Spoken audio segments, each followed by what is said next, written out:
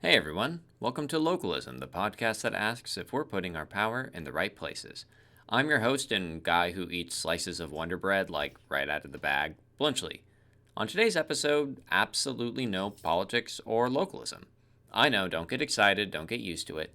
Instead, we're going to take stock of how the show as a whole is doing and give an honest reckoning of the numbers, successes, failures, personal opinions, and details bound up in running a small-time political podcast. This should be a nice short episode, and even if you're not so big on my politics or the idea of localism, you might find this episode interesting, just to get a sense of what happens if you decide to launch your own little podcast. So why are we taking this look now? As it happens, last month, and to be more precise, February 5, was the official 1-year anniversary of the Localism podcast. It truly feels like time has flown. Originally, I'd been hoping to release this little retrospective right on the 1-year anniversary, but a combination of time-consuming but good stuff happening in my personal life and a subsequent super nasty bout with COVID has me coming in a whole month and a half late. On time and under budget, that's the Localism motto. Stay tuned for this happy 1-year birthday / State of the Union discussion.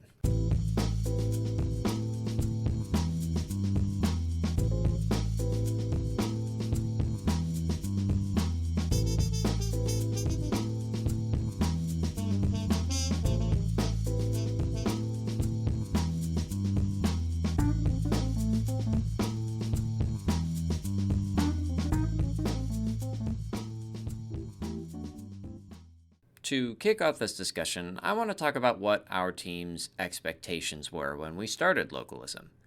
Did some part of me and the others hope that our content would go viral and localism would suddenly be the talk of the political town? Yeah, of course, everyone who starts a YouTube channel or a podcast hopes that they go viral and get really popular. But we also understood that this wasn't going to happen.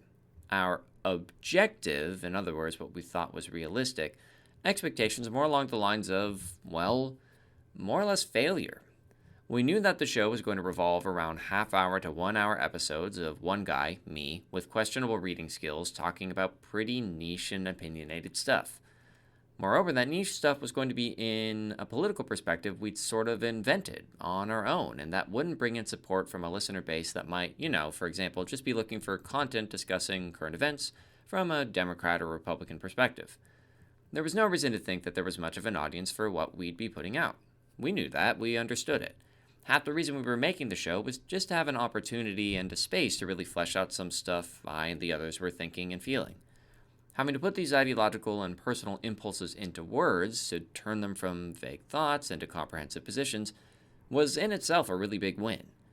Even for a listenership of 2 or even 0, and that was essentially what we expected, the podcast would still be worth it, if we could perform that solidifying of personal opinion.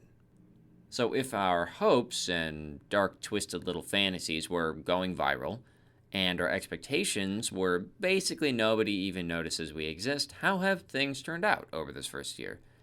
The answer is actually pretty damn well, all things considered. Let's go through all of our content piece by piece and get a sense of how it's doing. First up, the podcast itself, by which I mean the feed for the 25 or so full-length episodes we've recorded and released. When we were first starting, we thought that all we'd be putting out was just these episodes on Spotify, though this quickly turned out not to be the case. And that's because these full-length episodes are pretty much our worst-performing pieces of content. Zooming out and looking just at the Localism Spotify, the podcast has 70 total streams all time at the time of recording, which is an average of about 2 listens per episode. We've got 9 followers, one of which, full disclosure, is just me on another account. We've never cracked more than 5 total plays in a day, and on most days we don't get any plays at all. But despite how I'm framing this is still kind of amazing, right? On average, for every long and ranty episode we're putting out, and we've put out a lot of very ranty episodes, somebody out there is listening to it, even 2 people. And it's interesting enough that around 10 people have even decided to keep track of our show and get notified when we release something new. I truly had no idea that there would even be 5 people ever, other than myself and the others here at the Localism podcast, who would listen to the things we make. It's really special knowing that at least 1 or 2 people out there are sharing in what we've wanted to put out into the world. Our most popular episodes of the podcast by listener count are Episode 0, an introduction, and Episode 1, Local Authority in America Part 1. These are the first two episodes we ever put out, and so it makes sense that people would want to start at the beginning. Big takeaway here for potential podcasters: be sure you have something interesting and high quality lined up for your first episode, because it may be the first piece of content that your audience consumes and will definitely make up minds about whether to keep listening to your stuff. Overall, I'm pretty happy with the degree of attention the long-form episodes have gotten. There is something of a follower base, and in a first for the podcast, our last couple of episodes have gotten at least a few listens apiece. The book chat series remains pretty much unlistened to, which doesn't surprise me in the least. On the other hand, I do also have some points of improvement I'd like to see in the following year. First, while listenership as a whole is maybe seeing a little bit of growth, our followers aren't. We haven't added any new Spotify followers since December of 2025, and that was after a pretty good bump in our follower numbers from 5 to 10. We're hopeful that higher listener numbers will eventually translate into a new follower or two, but I'd also like to think about how I can directly attract followers, because I know that stat is really important for podcast rankings and algorithm recommendations and stuff like that. Second, and this is sort of a suffering from success moment, I might actually be even happier with the long-form performance if there wasn't a second kind of content we're producing that is just doing so much better numbers-wise than the podcast episodes. Comparison is the thief of joy and all that, but when I see how that other kind of content is doing and then look at how the long-form episodes are doing, it does bum me out a little bit, to be honest. The full podcast episodes are really intended to be the heart of Localism. It provides the most space for me to talk and think and explain.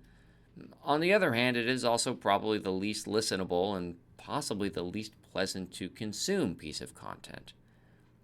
Still, fully conscious of these facts and aware that it's pretty tough to listen to an hour-long podcast of one guy talking with questionable production value, I am still a little bit bummed out that the long-form episodes don't do quite as well as some of the other content we put out. It makes me feel like people are sort of shunning what we thought would be the heart of this whole endeavor in favor for the, fancy dressing surrounding it.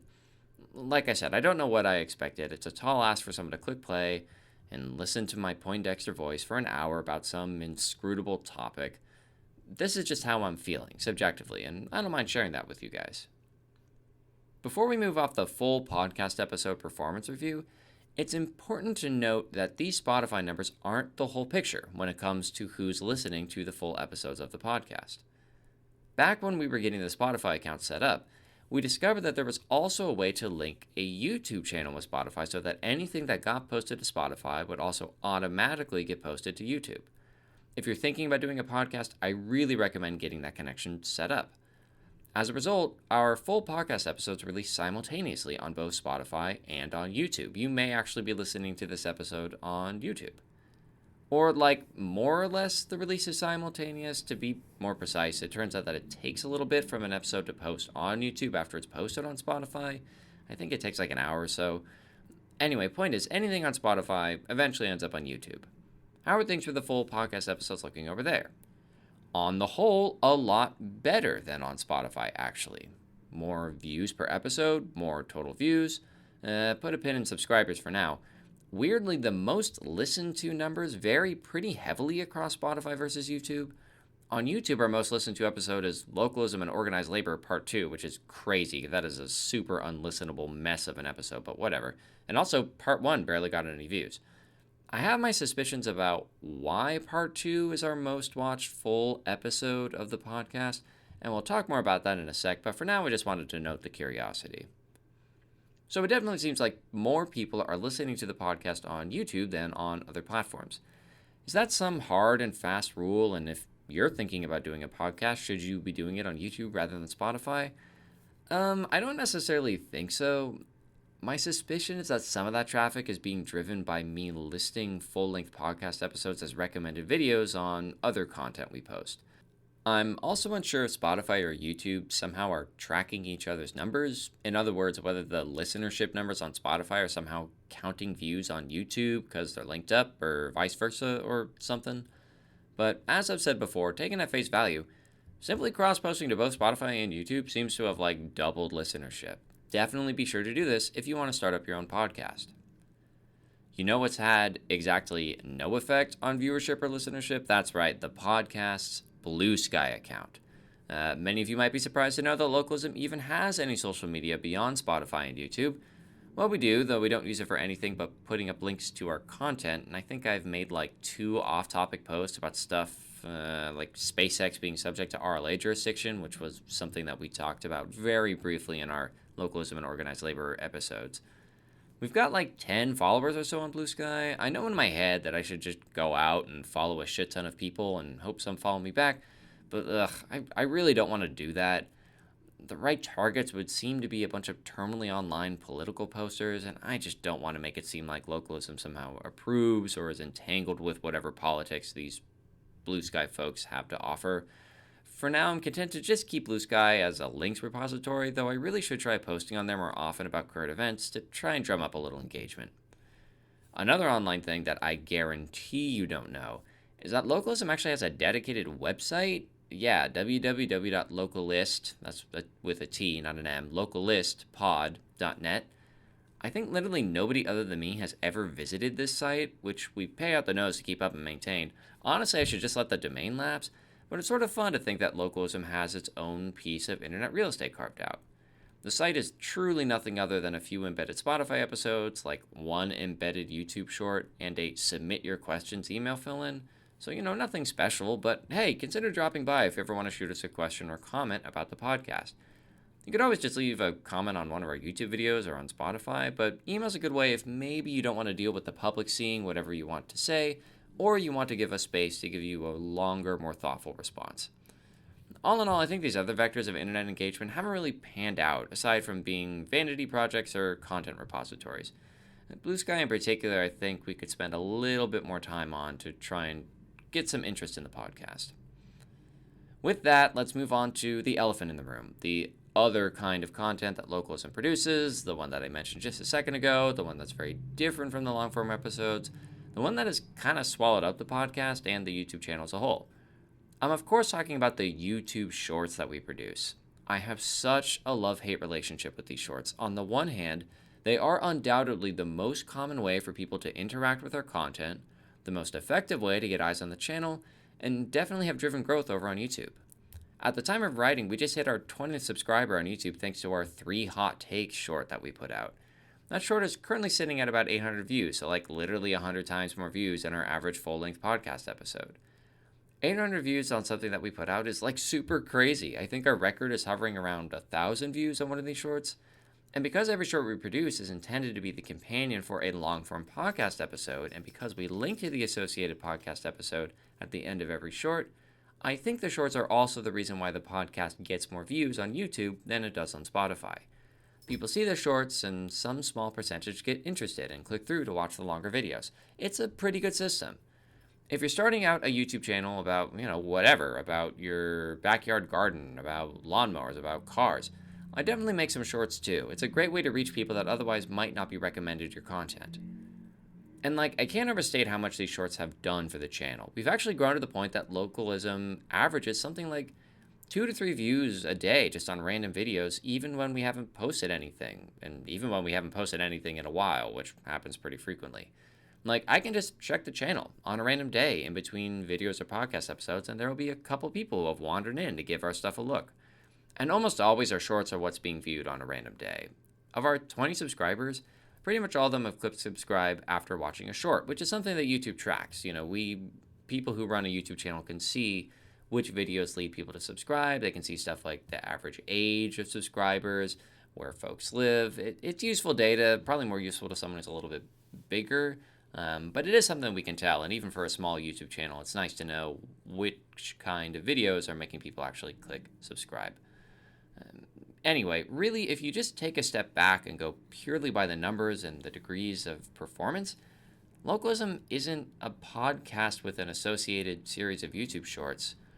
It's a YouTube shorts video creator with a comparatively less successful associated podcast series. I'm truly, truly grateful for the audience members who have been willing to click on these shorts with, shitty thumbnails and give our stuff a listen. It's been incredible to watch people listening to and even discussing the ideas we thought we'd just be screaming into an unlistening, uncaring internet void. I'm never going to look that gift horse in the mouth, and neither are the rest of the team. At the same time, though, I am going to look that gift horse in the mouth just a little bit. The shorts taking off was sort of a suffering from success moment, as I mentioned earlier. And that's because I fucking hate putting these shorts together, dude. I am not a good video editor, which anyone who has actually watched the shorts can easily tell you. I used Clipchamp, which is basically video editing for babies like me who aren't smart enough to use Adobe. The style of my shorts is very, I guess I would say, twitchy. I always try to have something funny happening on screen, and I transition between pictures quickly to keep my dopamine-seeking audience from getting bored. Being bad at editing videos, plus needing to insert like a million images per short, adds up to a lot of time spent per video. For reference, the podcast episodes, which can be up to an hour long sometimes to listen to, take me maybe like 3 or 4 evenings after work to write. I like writing, I'm comfortable with it, then I need an hour or two another night to record. Bing, bang, boom, nice and easy, maybe 3 or so total hours of work. Then there's the damn shorts. One 3-minute short takes me like 5 hours to get done. Sometimes even longer, between the recording and the editing and the posting and all of it. And it's just not fun for me like writing is. It's a slog. And like I mentioned earlier, part of me is selfishly bummed out that I put all this effort into a product that just isn't as rigorous or as thorough, or at least, to me, as interesting as the long-form podcast episodes. Does the fact that I don't really like making them mean that shorts are going to go away, or that I think that they're unimportant, or that I'm going to try to get out of doing them? No. Absolutely not. One thing we're really committed to here on the podcast, and one thing that I'd say it's important for any small-time content creator to keep in mind, is that our product, Localism, isn't just ours. It isn't just mine and the productions team thing. It's your thing. It's the audience's thing, just as much as it is mine. My preferences for long podcast episodes versus shorts, maybe they do kind of matter, but however much they matter, they must be weighed against what my audience wants. And the numbers are clear that the audience is getting a lot out of these YouTube shorts. If that's what the audience wants, and I'm serious about trying to spread the word of localism and get more supporters for the ideas within it, then that's what I should produce, both from a strategic perspective and from like an ethical perspective. What I'm trying to say is that as much as localism can be super self-indulgent, and it is extremely self-indulgent, I really truly believe localism isn't mine. It's yours too. And the end product should be something that reflects both of our preferences and values. So even if I gripe, as long as you all keep showing that shorts are the kind of content you like the most, I'll keep heading down to the YouTube short mines with a smile on my face. We're almost done here, but I wanted to take a beat at the end to sum things up. Localism is officially 1 year old. In that year, we, me, you, the production team, the broader audience, have managed to build a community of 10 Spotify followers and 20 YouTube subscribers. We've gotten about 150 total listens to podcast episodes across Spotify and YouTube. We have a presence on YouTube, Spotify, Blue Sky, and the good old World Wide Web. Our YouTube channel has 7,800 total views and 78 hours of total view time, including at least 1 or 2 views every day. That's something that you and I and the production team accomplished together, listener. We couldn't have done it without you. Thanks for a great first year together, and here's to many more. Next time, look, I just couldn't help myself with this next one. This episode is probably going to come out like sometime around March 27th or thereabouts, which means that the next episode release date is going to line up nicely with the beginning of April. You know what that means? That's right, Localism is going to be doing a cringe April Fool's bit, the crucial, extremely embarrassing, unasked for April Fool's bit. As someone, myself, who is cringed down to my soul, I'm very excited. But I did want to make sure to flag that the next episode is going to be April Fools in big red letters to avoid anyone getting jump scared by how weird next episode will be. I'm not going to give away exactly what the subject of that April Fool's episode is going to be just yet, but for now, I'll say to keep an eye out for episode 1 of the Centralist podcast sometime around the end of the first week of April. Catch you all then, and again, thanks for sticking with me through this first year. If that sounds interesting, please be sure to follow us on Spotify or on our YouTube channel at Localist Pod. That's Localist with a T, Pod. If these long-form podcasts aren't really your thing, then we also do these great 3-minute long YouTube shorts, then give a more condensed version of the podcast episodes. And check us out on Blue Sky at localistpod.bsky.social. Finally, if you have any questions or comments, send me an email at localistpod, again that's localist with the T, pod, @gmail.com. You're also welcome to submit a question or comment via the forum on www.localist, that's with a T, pod.net.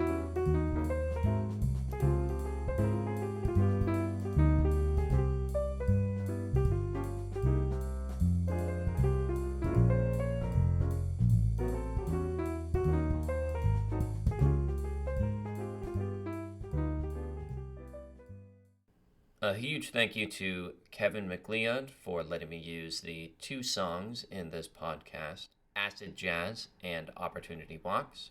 You can find these and a bunch of other really great songs on Kevin's website, incompetech.com. And the use of Kevin's music here is licensed under Creative Commons by Attribution 4.0.